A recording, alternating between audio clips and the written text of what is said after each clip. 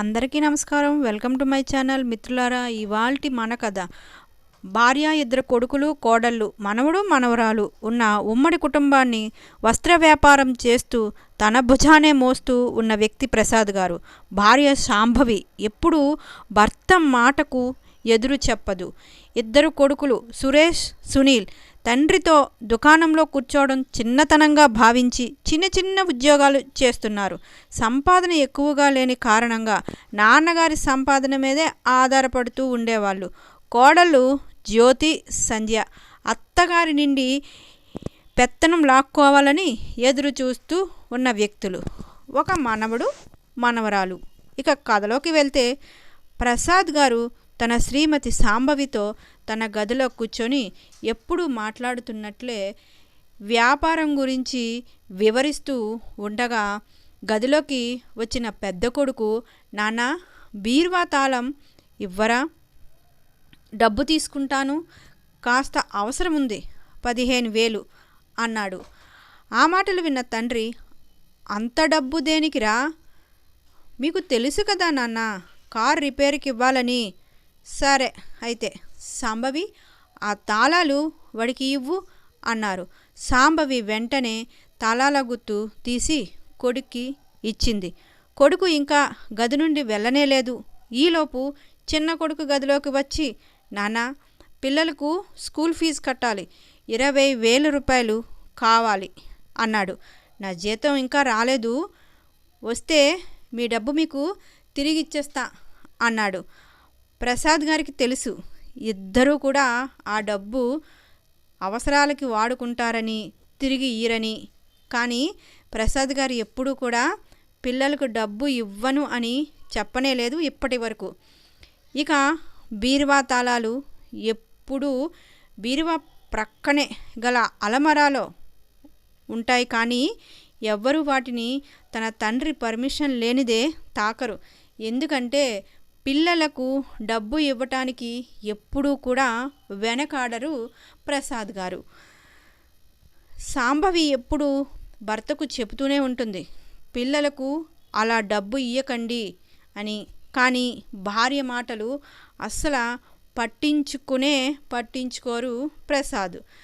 శాంభవి, నీకు తెలుసు కదా, ఆ ఇద్దరే నాకు ప్రాణమని, ఎవరి కోసం ఈ సంపాదన అంతా, వారి కోసమే కదా అంటూ ఉండేవారు. ఎవరి కోసం దాచిపెట్టాలి ఇంకా అనేవారు కూడా. కానీ వృద్ధాప్యం కొరకు దాయాలి కదండి అంటే ప్రసాద్ నవ్వుతూ, శ్రీమతి గారు, వృద్ధాప్యం గురించి నువ్వు ఎందుకు చింతిస్తావు? నీకు మనకి ఇద్దరు కొడుకులు సత్ప్రవర్తన కలవారు. తల్లి తండ్రి అంటే వాళ్ళకి చాలా ఇష్టం, వాళ్ళు బాగా చూసుకుంటారు. భర్త మాటలకు శాంభవి, ఈ రోజుల్లో మనకంటూ కొంత ఆస్తి దాచిపెట్టుకోవాలి. కొడుకులు మన పెంపకమే, కానీ కోడళ్ళు పరాయి ఇంటి నుండి వచ్చారు కదా, అయినా మీకంటే మన కోడళ్ళ గురించి నాకు బాగా తెలుసు అంటూ ఆలోచనలో మునిగిపోతూ ఉండేది. ఇంతలో ప్రసాద్ గారు చిటికెన్ను వేస్తూ, ఏమిటి శ్రీమతి, ఏమిటి నీ ఆలోచన? ఇక చాలు, ఆలోచనల నుంచి బయటికి రా, నాకు టీ తాగే సమయం అయ్యింది, ఒక కప్పు టీ దొరుకుతుందా అంటూ ఆలోచనలు పక్కకు మళ్లించే ప్రయత్నం చేసేవారు. టీ కావాలంటే శంకర్ని అడగండి. ఆ ఇంట్లో శాంభవికి తోడుగా 17 సంవత్సరాల శంకర్ అనే కుర్రాడు ఉండాడు. ఇంటి పనులకి అలాగే వంట పనులకి సహాయం అన్నీ కూడా వాడే చేస్తాడు. అయినా శ్రీవారు, నిజం చెప్పండి, మీకు టీ కూడా పెట్టుకోవడం రాదు కదా, ఎందుకు బడాయిలు చెప్పుకుంటారు? శాంభవి, నాతో ఛాలెంజ్ చేస్తున్నావా? నేను చాలా బాగా టీ పెట్టగలను అనుకుంటూ వంటగదిలోకి వెళ్ళారు. అప్పుడే శంకర్ కూడా అక్కడికి వచ్చి, అయ్యా నేను ఉన్నది ఎందుకండి, నేను చేస్తా, మీరు వెళ్ళండి అన్నాడు. లేదు శంకర్, ఈరోజు నేనే టీ చేస్తా, నువ్వు కూడా టీ తాగాల్సిందే అన్నారు. మధ్య మధ్యలో భార్య కోసం పాట పాడుతూ పెట్టడం మొదలుపెట్టారు. టీ పెడుతున్న మామగారిని చూసి వంటగది బయటే ఉన్న కోడళ్ళు నవ్వు ఆపుకోలేకపోతున్నారు. ఎలాగోకలా మొత్తానికి భార్యకి టీ చేసి చూపించారు ప్రసాద్ గారు. ఇక సాయంత్రం భార్యతో కలిసి వాకింగ్కి బయలుదేరారు. శాంభవి తనకు తాను ఇంత మంచి భర్త దొరకడం తన అదృష్టంగా అనుకుంటూ భర్తతో పాటు నడుస్తూ ఉంది. కానీ పిల్లలంటూ ఉన్నారు కదా, మన అదృష్టానికి మరి వాళ్ళ దిష్టే తగులుతుంది అని కాస్త దూరం నడిచేసరికి ఎదురుగా ఒక కారు బ్రేకులు ఫెయిల్ అయ్యి అవడం వల్ల కారు వారి వైపుగా వస్తుంది. ఏమి జరుగుతుందో ఆలోచించేలోపు కారు ఇద్దరిని ఢీ కొట్టేసింది. సాంబవి స్పృహలోకి వచ్చి చూసేసరికి తన హాస్పిటల్ బెడ్ మీద ఉంది. పక్కనే ఉన్న నర్సు తనకి డ్రిప్ పెడుతుంది. వెంటనే సాంబవి ప్రసాద్ గారి గురించి అడిగింది. అప్పుడు నర్సు ప్రసాద్ గారు ఐసీయూలో ఉన్నారని, అతనికి తీవ్ర గాయాలయ్యాయని, పరిస్థితి కాస్త విషమంగానే ఉందని చెప్పింది. అది విన్న సాంబవి తనను తాను ఆపుకోలేక డ్రిప్స్ తోసేసి పక్కకు నెట్టేసి అతి కష్టం మీద ఐసీయూకి చేరుకుంది. నర్సు మరియు హాస్పిటల్ సిబ్బంది ఆపడానికి ప్రయత్నించినా ఆవిడకు మరేమీ వినిపించటం లేదు. కేవలం ప్రసాద్ గారిని చూడాలనే తప్ప ఆవిడకి ఇంకేమీ కనబడటం లేదు. మరియు ఎవరి మాటలు వినబడటం లేదు. చివరికి ఇక ప్రసాద్ గారి దగ్గరికి వెళ్ళింది. ఆవిడ గాయాల పాలై ఉన్న ప్రసాద్ గారిని చూస్తూ షాక్ గురైంది. తనని తాను సముదాయించుకోలేకపోయింది. ఏమండి, లేవండి, మీ నీడలోనే నేను బ్రతకతాను. మీరే నా మీద ఇలా కోపడితే నేను ఏమైపోవాలి అంటూ బిగ్గరగా ఏడవసాగింది. ఇంతలో ఆసుపత్రి సిబ్బంది ఆవిడను ఐసీయూ నుండి బయటకు తీసుకువెళ్లారు. తనతో పాటు ఒక నర్సు గది వరకు సాంబవి గారిని పట్టుకొని వెళ్ళింది. సాంబవి గారు, మీకు కూడా విశ్రాంతి అవసరం, ఇలా ఏడుస్తూ ఉంటే ఇంకా నీరసమైపోతారు, మీరు విశ్రాంతి తీసుకోండి అంటూ నర్సు సాంబవిని బెడ్ మీద పడుకోబెట్టింది. కళ్ళు మూసుకొని భర్తతో పాటు గడిపిన మధుర క్షణాలను గుర్తు చేసుకుంటూ ఏడుస్తూనే ఉంది. ఇంతలో అమ్మా అనే పిలుపు వినపడింది. కళ్ళు తెరిచి చూసేసరికి ఎదురుగా శంకర్ నిలబడి ఉన్నాడు. సాంబవిని చూసి శంకర్ కన్నీళ్లతో, అమ్మా మీకు ఎలా ఉంది అన్నాడు. గది తలుపుల వైపు చూస్తూ, ఒక్కడివే వచ్చావేమిట్రా అని అడిగింది సాంబవి. అవునమ్మా, మీరు స్పృహలో లేరు కదా, మిమ్మల్ని హాస్పిటల్లో చేర్పించాక కాసేపు ఉండి అందరూ వెళ్ళిపోయారు, నేను ఇక్కడే ఉన్నాను అన్నాడు. శంకర్, అమ్మా మీకోసం బ్రెడ్ తెచ్చాను, టీ కూడా తీసుకొచ్చాను, కాస్త కడుపు నింపుకోండి అమ్మా, అయ్యగారు తొందరలోనే కళ్ళు తెరిచి మీతో మాట్లాడతారు, బాధపడకండి అమ్మా అన్నాడు. శంకర్ మాటలు విన్న తర్వాత సాంబవి, ఈ దుఃఖ సమయంలో నాతో పాటు నువ్వేనా ఉన్నావనే ధైర్యంతో ఉన్నాన్రా, నిన్ను చూసాక కాస్త కుదుటి పడిందిరా అన్నది. ఈలోపు నర్సు లోపలికి వస్తూ ప్రసాద్ గారికి స్పృహ వచ్చింది అన్నది. ఆ మాట విని హడావిడిగా సాంబవి లెగిసి వెళ్ళబోతుంటే శంకర్ పట్టుకొని, అమ్మా నేనున్నానుగా అంటూ సాంబవి చేయి పట్టుకొని ఐసీ వరకు తీసుకువెళ్ళాడు. ప్రసాద్ గారు కానీ లెగిచారు కానీ కాళ్ళు చేతులు కదపలేకపోతున్నారు. అది చూసిన సాంబవి గారికి బాధను దిగమినుకుంటూ భర్త ముందు తన కన్నీళ్లు దాచుకుంటూ భర్త దగ్గరగా వెళ్ళి భర్త చేతిని తన చేతిలోకి తీసుకొని, ఆ భగవంతుడికి కోటి దండాలు పెడుతున్నానండి, మీకు ఏమీ కాలేదు, తొందరలోనే ఇంటికి వెళ్ళిపోదాం అని ముఖం మీద చిరునవ్వుతో వస్తున్న కన్నీటిని ఆపుకుంటూ చెప్పింది. ఇక హాస్పిటల్లో ఉన్నన్ని రోజులు శంకర్ సేవ చేశాడు.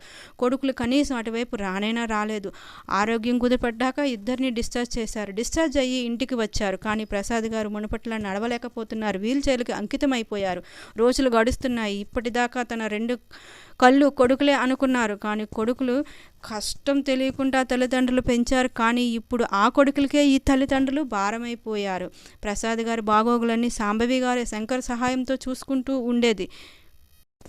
ప్రసాద్ గారికి వేరుగా వండవలసి వచ్చేది. మందుల సమయానికి ఇవ్వటం, రోజు పట్టుకొని నడిపించడం కూడా సాంబవి గారే చేసేవారు. కొడుకు కోడలు అస్సలు పట్టించుకునేవారే కాదు. ఒకరోజు శంకర్ ఆరోగ్యం బాగోలేక పనికి రాలేకపోయాడు. అప్పుడు సాంబవి గారు తన చిన్న కోడలతో, అమ్మ సంధ్య, మీ మామయ్య గారి కోసం కాస్త ఉప్పు కారం తక్కువ చేసి పప్పు వండమ్మ అని చెప్పింది. వెంటనే సంధ్య, అత్తయ్య ఈరోజు నాకు కిట్టి పార్టీ ఉంది, నేను వెళ్ళాలి, మీరే వండుకోండి అని వెళ్ళిపోయింది. ఎప్పుడైనా సాంబవి ప్రసాద్ గారి కోసం పండ్లనో మందులనో తీసుకురమ్మని అడిగితే కొడుకులు ఏదో ఒక సాకు చెబుతూ వెళ్ళిపోయేవారు.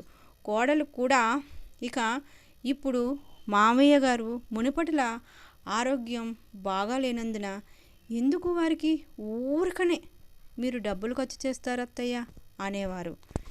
ఇక కొడుకుల ప్రవర్తన, కోడళ్ళ మాట తీరు సాంబవిని చాలా బాధించేవి. ఈ కొడుకుల వారి చిన్న చిన్న అవసరాలకు నాన్న అని వెంట తిరిగేవారు. అలాంటిది ఇప్పుడు నాన్న ఆరోగ్యం బాగాలేదని నాన్నను కూరలో కరివేపాకులా తీసి పడేస్తున్నారు. గది లోపలికి వచ్చి చూసిన సాంబవికి కన్నీళ్లతో ప్రసాద్ గారు బాధపడడం చూసింది. ఆ ఇద్దరు కొడుకులను నా 2 కళ్ళు అనుకున్న సాంబవి కష్ట సమయంలో వీరికి భారమయ్యాను అని భార్యతో మనసులోని బాధను చెప్పుకున్నారు. మీరు ఈ విషయాలన్నీ ఆలోచించకండి, మనసు కష్టపెట్టుకోకండి అంటూ బీరువా తాళాల కోసం అల్మరా చూసింది. సాంబవి తాళాలు ఇక్కడ లేవంటి అని ఏమైపోయాయి అని వెతుక్కుంటూ ఉండగా గదిలోకి వచ్చిన శంకర్, అమ్మా ఉదయం మీ ఇద్దరి కోడళ్ళు గదిలోనికి వచ్చి బయటకు వెళ్ళడం నేను చూశాను అన్నాడు. అయితే ఇది వారి పని అయి ఉంటుందని వంటింట్లో ఉన్న కోడళ్ళ దగ్గరకు వెళ్ళి మీలో ఎవరైనా బీరువా తాళాలు తీశారా చూశారా అని అడిగింది. సాంబవి ఎప్పుడెప్పుడు అత్తయ్య వచ్చి అడుగుతుందా అని ఎదురు చూస్తున్న ఆ కోడళ్ళు, మరేం చేయమంటారు అత్తయ్య, మీరేమో మామయ్య వైద్యం కోసం డబ్బులు నీళ్ళల్లా ఖర్చు చేసేస్తున్నారు. ఇలా మీరు ఖర్చు చేసేస్తూ ఉంటే బీరువా ఖాళీ అయిపోతుంది కదా, అందుకే ఇప్పటి నుండి డబ్బు వ్యవహారాలన్నీ మేమే చూసుకుంటాం అన్నారు వాళ్ళిద్దరూ. ఇక సాంబవి ఏం మాట్లాడలేక అలా చూస్తూ ఉండిపోయింది. మరుసటి రోజు ప్రసాద్ గారికి కాస్త జ్వరంగా ఉండడంతో కొడుకులను పిలిచి, నాన్నగారికి జ్వరంగా ఉందిరా, అలానే రొటీన్ చెకప్కు కూడా తీసుకువెళ్లాల్సి ఉంది, హాస్పిటల్కి తీసుకువెళ్ళాలి అన్నది. వెంటనే చిన్న కొడుకు, అమ్మా అర్థం చేసుకో, ఇక బాగుపడరని తెలుసు కూడా నాన్నగారికి వైద్యం కోసం డబ్బు ఎందుకు ఖర్చు చేస్తున్నావు. అంతలో పెద్ద కొడుకు అందుకొని, నాన్నగారేమో వ్యాపారం మానేసి ఇంట్లోనే కూర్చున్నారు, ఇక రోజువారీ ఇంటి ఖర్చులకి డబ్బు సరిపోవటం లేదు, పైపచ్చు అస్తమానం నీ గోల అని ఇద్దరు ఆఫీస్కి వెళ్ళిపోయారు. అంతలో శంకర్, అమ్మ నేను ఆటో తెస్తాను, మనం హాస్పిటల్కి వెళ్దాం అని ఆటో తీసుకువచ్చాడు. సాంబవి శంకర్తో, శంకర్ నా వద్ద డబ్బులు లేవురా అన్నది. అప్పుడు శంకర్, నెల జీతంలో కొంత డబ్బు దాచుకున్నానమ్మా, నేను చూసుకుంటాను పదండి. ప్రసాద్ గారిని వీల్ చైర్లో తోసుకుంటూ ఆటోలో కూర్చోబెట్టాడు. ఆటోలో సాంబవి గారు, శంకర్ కన్న కొడుకులు మమ్మల్ని పట్టించుకోవటం లేదు, కష్ట సమయాల్లో మమ్మల్ని ఇంతలా ఆదుకుంటున్నావు, నీ రుణం ఎలా తీర్చుకుంట్రా అన్నది. అమ్మా నాకంటూ ఎవరూ లేకుండా పెరిగాను, ఒక ముసలావిడ నన్ను పెంచింది, ఇప్పుడు ఆవిడ కూడా లేదు, మీలోనే నేను అమ్మా నాన్నను చూసుకుంటున్నాను అంటూ కళ్ళు చెమ్మగిల్లాయి శంకర్కి. హాస్పిటల్లో డాక్టర్ ప్రసాద్ గారి కోసం కొన్ని ప్రత్యేకమైన ఎక్సర్సైజెస్ అలాగే ఆహారం నియమాలు సూచించారు. ఇక ఆ వ్యాయామాలు చేయడం వల్ల తప్పకుండా తన 2 కాళ్ళు మునుపటిలా ఆరోగ్యంగా తయారవ్వచ్చని కూడా చెప్పారు. డాక్టర్ చెప్పిందంతా శంకర్ శ్రద్ధగా విని వాటిని అర్థం చేసుకుని తిరిగి ఇంటికి తీసుకువస్తూ దారిలో పండ్లు మందులు కొని తీసుకువచ్చాడు. తర్వాత శంకర్ డాక్టర్ చెప్పిన ఎక్సర్సైజెస్ ఆహార నియమాలు అన్నీ పాటిస్తూ ఎక్సర్సైజులు చేయిస్తూ కంటికి రెప్పలా కాపాడుకునేవాడు. కొద్ది రోజుల్లోనే ప్రసాద్ గారు ఆరోగ్యం కుదిరిపడింది. మెల్లమెల్లగా నడవడం కూడా ప్రారంభించారు. ఒకరోజు సాయంత్రం ఇద్దరు కొడుకులు కోడళ్లను హాల్లోకి పిలిచాడు ప్రసాద్. ఇద్దరు కొడుకులు బయటకు వచ్చి, ఏంటి నాన్న మీకు ఎలాగో ఏ పని పాట లేదు, మమ్మల్ని ఎందుకు సతాయిస్తావు అన్నారు. ఎదురుగా సోఫాలో తండ్రితో పాటు కూర్చున్న ఇద్దరిని చూసి ఆశ్చర్యపోయారు ఆ కొడుకు కోడళ్ళు. బహుశా మీరు మర్చిపోయారు అనుకుంటా, ఈరోజు మా పెళ్లి రోజు, అందుకే ఈ ఏర్పాట్లన్నీ చేయించాను అన్నారు ప్రసాద్ గారు. సాంబవితో కేక్ కట్ చేయించి సాంబవి గారికి ఒక గిఫ్ట్ ప్యాకెట్ ఇస్తూ, శ్రీమతి గారు తీసుకోండి, మీకు ఖరీదైన పట్టుచీర అన్నారు ప్రసాద్. ఇక అది చూసిన ఇద్దరు కోడళ్ళు నోరెరబెట్టారు. ఎంత ఖరీదైన చీర కొనడానికి ముసలాడికి డబ్బులు ఎక్కడి నుంచి వచ్చాయో అనుకున్నారు. సరే మీ అందరికీ ఒక సర్ప్రైజ్ కూడా చెప్పేస్తాను అని తన ప్రక్కన నిలబడి ఉన్న ఇద్దరు పరిచయం చేశాడు ప్రసాద్ గారు. ఇతను నా స్నేహితుడు దివాకర్, ఇతను ఒక లాయర్. మరొక ఆయన్ని చూపిస్తూ, ఇతని పేరు మూర్తి, మూర్తి గారికి ఇంటిని ₹1,00,00,000 అమ్మేశాను అన్నాడు ప్రసాద్ గారు. ఈ మాట అనడమే ఆలస్యం. కొడుకులు కోడళ్ళ నెత్తి మీద బండరాయి పడ్డట్టు షాక్లో ఉండిపోయారు. అప్పుడు కొడుకులు ఇలా అన్నారు, నాన్న మా అనుమతి లేకుండా మీరు ఇల్లు ఎలా అమ్మేస్తారు అన్నారు. అప్పుడు ప్రసాద్ అందుకొని, ఈ నిర్ణయాన్ని కాదనే హక్కు మీలో ఎవ్వరికీ లేదు, ఇది నా సొంత కష్టార్జితం అంటూ దివాకర్ని వీలునామా చదివి వినిపించమన్నాడు. ఇక దివాకర్ గారు వీలునామా చదవడం ప్రారంభించారు. ప్రసాద్ అనబడే నేను నా ఆస్తి మొత్తం నా స్వార్జితం కావున ఇప్పటి నుండి నా వస్త్ర దుకాణంపై నా కొడుకులకు ఎటువంటి హక్కు లేదని తెలియపరుస్తున్నాను. ఆ దుకాణంపై ఈ రోజు నుండి శంకర్కి అన్ని బాధ్యతలను అప్పగిస్తున్నాను. ఈ ఇల్లు అమ్మగా వచ్చిన డబ్బులో సగం డబ్బుని నా మనవడు మనవరాళ్ళ పేరున ఫిక్స్డ్ డిపాజిట్ చేస్తున్నాను. మిగిలిన సగం డబ్బుతో నేను ఒక చిన్న ఇల్లు కొనుక్కుంటున్నాను. అందులో నేను, నా శ్రీమతి మరియు శంకర్ ఉంటాము. నా మనవడు మనవరాలు నా కోసం నా ఇంటి తలుపులు ఎప్పుడూ తెరిచే ఉంటాయి. ఇది అని దివాకర్ గారు వీలునామా చదవడం పూర్తి కాగానే ప్రసాద్ గారు ఇలా చెప్పారు. మీకు 10 రోజుల సమయం ఉంది. 10 రోజుల తరువాత ఈ ఇంటిపై పూర్తి హక్కు మూర్తి గారిది. నేను ఇప్పటి వరకు ఒకే భ్రమలో జీవించానురా. నా ఇద్దరు కొడుకులు తల్లి తండ్రి అనే బంధానికి విలువిస్తున్నారని. కానీ నేను అనారోగ్యం పాలై నడవలేని స్థితిలో ఉంటే తెలిసింది నా కొడుకులైనా ఇంత స్వార్థపరులు అని. మీ అమ్మ మాటలు కూడా లెక్క చేయకుండా కొడుకులే నా ప్రాణమని భ్రమలో ఉండిపోయాను. నాకు మీరిచ్చిన ఈ దుఃఖంతో నా కళ్ళు తెరుచుకున్నాయి. ఈ కారణంగానే మీ నిజస్వరూపాలు తెలిసాయి. కష్టం వచ్చినప్పుడు నా అన్నవాళ్ళు ఎవరు, పరాయి అన్నవాళ్ళు ఎవరో అనేది తెలుస్తుందని పెద్దవాళ్ళు ఊరకనే అనలేదు. నాకు కళ్ళు తెరిపించినందుకు ఆ భగవంతుడికి శతకోటి నమస్కారాలు. ఇక తల్లి తండ్రి కష్ట సమయంలో ఉన్నప్పుడు మీకు కేవలం డబ్బు మాత్రమే కనబడింది. కేవలం నా భార్య శంకర్ వల్లనే నేను ఈరోజు ఆరోగ్యంగా ఉన్నాను. కొడుకు స్థానంలో ఉండి తన కర్తవ్యాన్ని నెరవేర్చాడు శంకర్.